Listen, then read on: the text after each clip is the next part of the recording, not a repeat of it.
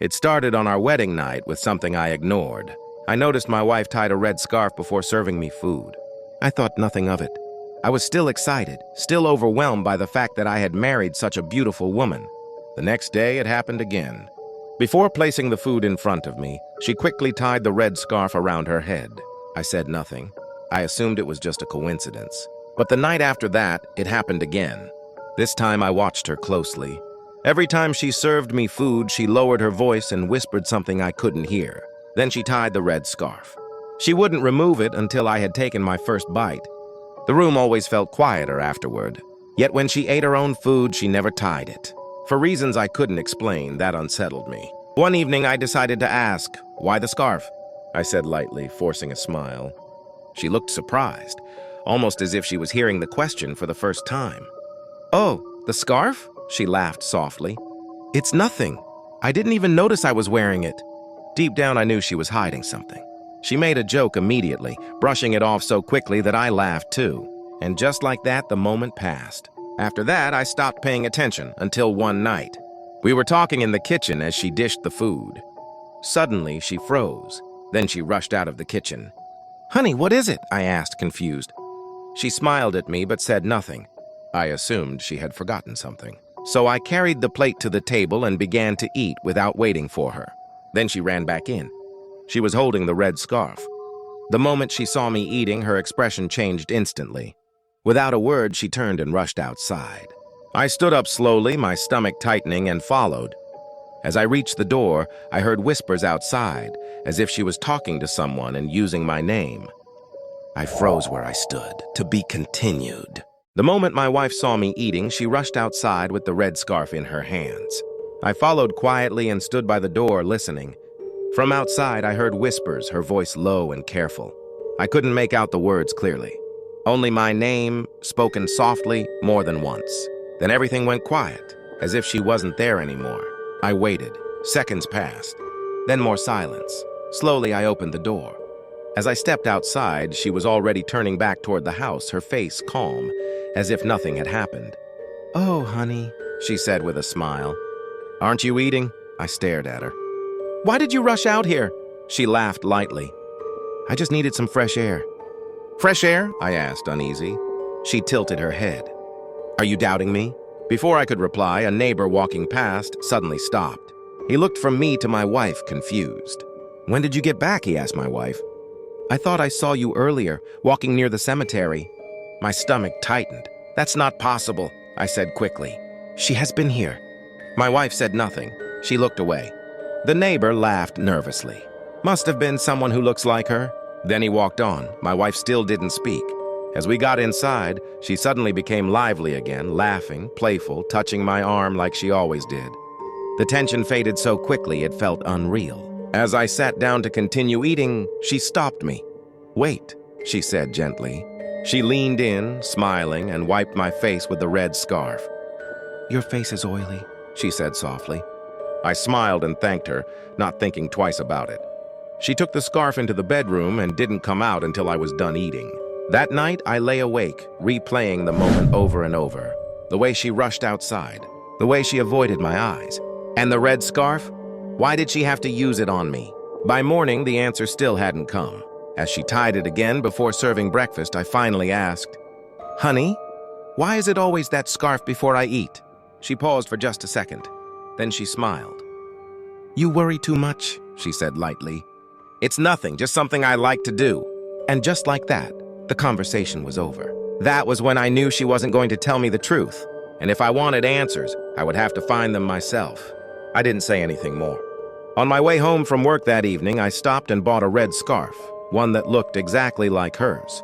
I planned to replace it quietly. But the moment I walked into the house, she looked at me and began to laugh. I bought another red scarf, not to show her, but to swap it quietly with the one she always tied before serving me food. I wanted to see what would happen. I hid the scarf inside a shopping bag before I got home. As I entered the house, my wife laughed before I could say anything. The sound made me uneasy. "Why are you laughing?" I asked. She smiled. "That shopping bag reminded me of something funny I saw on TV." I nodded. "Oh." Her eyes stayed on the bag. "What's inside?" she asked. I forced a smile. "Just a package I need to deliver." She studied my face for a moment, then said, "All right." That evening, I couldn't find a chance to swap the scarf, so she did what she always did. She tied the red scarf and served the food. This time, I refused to eat. "Honey, come and eat," she said gently. I shook my head. I gave excuses, one after another. She tried again and again. Eventually, she stopped asking. She didn't look happy. The next day at work, something unusual happened. My colleagues kept complimenting me. "You look different," one said. "You look good," another added. I didn't understand it. I rushed through my work and left early. I made sure my wife wasn't home. I searched quickly. I found the red scarf. I swapped it. That evening, I sat at the dining table and waited. I watched her move in and out of the room. She went in, came out, went back in again. Each time she looked at me, she said nothing. I pretended not to notice. Now the truth will come out, I told myself. Minutes later, she came out of the room. There was no red scarf on her head. She walked straight into the kitchen and served the food. Then we ate together. For the first time, no red scarf. She acted normal. Relief washed over me. Maybe the scarf meant nothing after all. That night, I went to bed calm. Then, exactly at midnight, a heavy tap landed on my shoulder. I woke up sharply and reached for the lamp. "Don't bother turning on the light," she said. My hand froze. "Where is my scarf?" she asked. Her voice was cold. That was the night I understood my wife didn't tie that red scarf out of habit. She tied it for a reason she never wanted me to know. "Where is my scarf?" she asked again. Her voice was different, cold, firm. It's in the boot of the car," I stammered. She reached for the switch and turned on the light. Her face was serious, calm, unblinking. "If you want peace," she said, "never touch that scarf again. That scarf is my identity." She paused. "Bring it." She stared at me. I couldn't look back. I couldn't say no.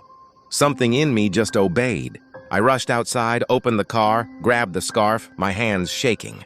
She collected the scarf without a word and walked inside. I remained in the sitting room. I didn't sleep. By morning, it felt like something had lifted. Clarity came slowly. I kept replaying the night before. I shook my head. This couldn't be real. She came into the sitting room smiling as though nothing had happened.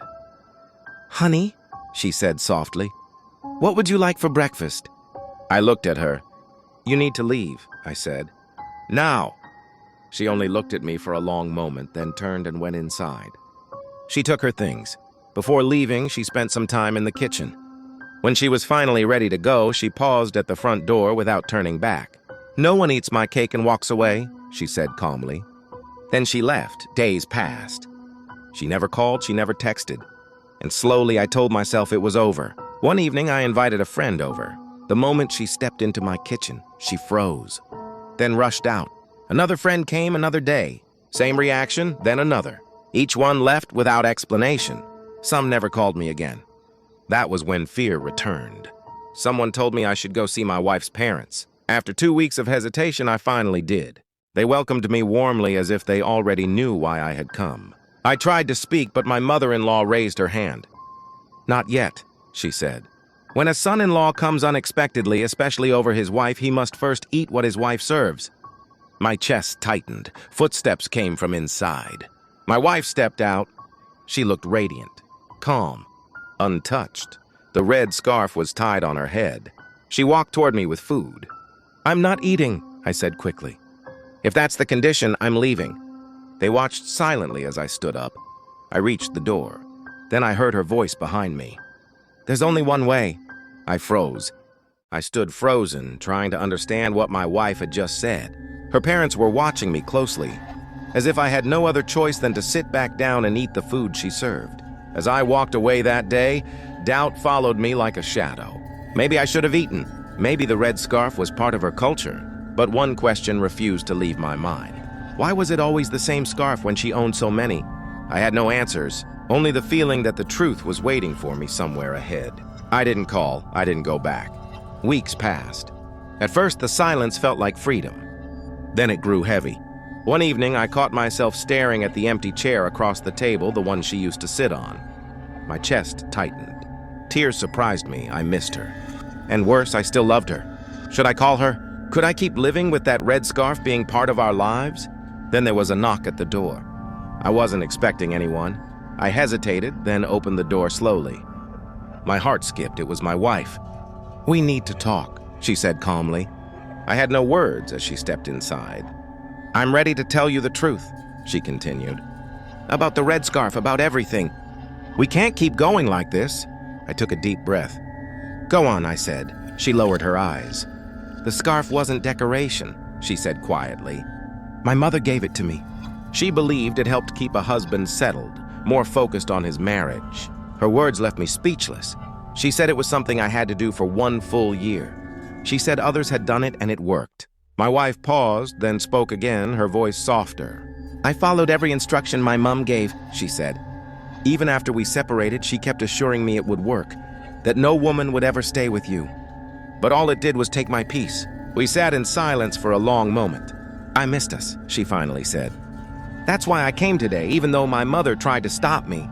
She said coming here would ruin everything she had planned." I looked at her. "I love you," I said, "and I want this marriage to work. We can fix this without anything else." She nodded slowly. For the first time in a long while, the room felt calm. Then, as night settled in, a heavy knock sounded at the door. I stood up and opened it. It was her mother. Her mother stood at the door. For a long moment, no one spoke. Then she stepped inside. My wife cleared her throat and spoke calm but firm. "Mom, I don't want this anymore. I don't want the red scarf. I don't want to keep living in secrets. Love shouldn't feel controlled." Her mother looked at her for a long time. Then she sighed. "I didn't want you to lose your home the way I lost mine," she said quietly. 3 months into my marriage, everything fell apart. "I thought this would protect you. I thought it would keep your home." My wife shook her head slowly. "It didn't protect me," she said. "It only took my peace." The room fell silent. "If this is your choice," her mother finally said, "then I won't stand in your way anymore." There was no shouting, no anger, just acceptance. That night, I spoke to her mother gently. "You need to let go of all those ways and seek the right path. Those things don't last," she nodded slowly. "You're right," she whispered. The next day, when the house was quiet again, my wife sat beside me. "There are things I still need to tell you," she said. I leaned closer. "You remember the night the neighbor said he saw me?" she asked. I nodded. "He was right," she said softly. "I went there because I was told to. I did things I didn't even understand, all in the name of control." Then the memories clicked. The way my friends had frozen in the kitchen weeks back. The way they rushed out without explanation. I turned to my wife. "Can you explain that?" I asked quietly. She lowered her eyes. "I did something there," she said. "Something I was told would make the place feel unwelcoming. I didn't think about it then. I just followed instructions." I exhaled slowly. Then I asked the question that had stayed with me the longest. "How did you know the scarf was swapped that night?" She looked at me, sadness in her eyes. "It wasn't just the color," she said. "That scarf was familiar to me. When I touched it, it didn't feel right. I knew." We sat in silence. Then I reached for her hand. "A marriage shouldn't survive on control," I said. "It should survive because we choose each other," she nodded. "I'm done living by what I was taught. Thanks for your concern and the prayers," she said. "I want a marriage built on honesty and love." I believed her. Weeks later, life gradually returned to normal. The house felt lighter. One evening, as she served food and sat beside me, I smiled. I wanted to tease her. "So," I said lightly, "you forgot something." She paused, then looked at me. "What?" she asked. I pointed at her head. "The red scarf!" For a second, she stared at me. Then she laughed. A real laugh. "Oh, that?" she said, shaking her head. "That one is retired. It's past now." I laughed too. "Whatever belonged to the past stays there," I said softly. And for the first time since our wedding, our home felt free. The end.